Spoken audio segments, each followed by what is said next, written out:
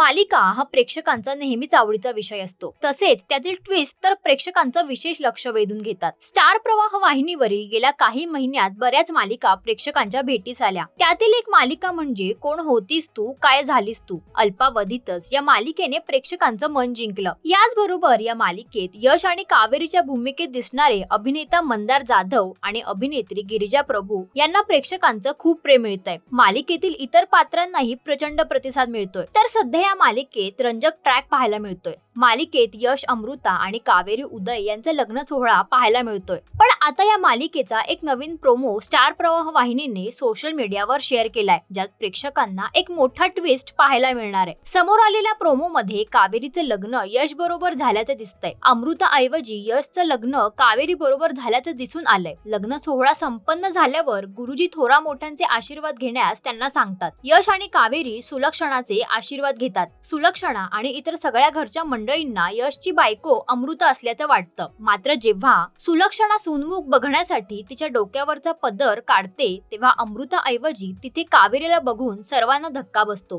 कावेरीला बघून यश तिला विचारतो, तू हे कसं शक्य आहे। सौ कावेरी यश धर्माधिकारी असं कावेरी त्यावर उत्तर देते। आणि तुमच्या मनात असो वा नसो, आता तुमची गाठ माझ्याशी असं कावेरी यशला म्हणते। तर आता यश कावेरीला बायकोच्या रूपात स्वीकारेल का? सुलक्षणा कावेरीचं हे रूप पाहून काय करेल हे आता मालिकेत पाहणं मनोरंजक ठरणार आहे। तर मालिकेच्या अशाच काही खास अपडेटसाठी इट्स मज्जा मराठी या YouTube चॅनलला लाईक आणि सबस्क्राईब करायला विसरू नका।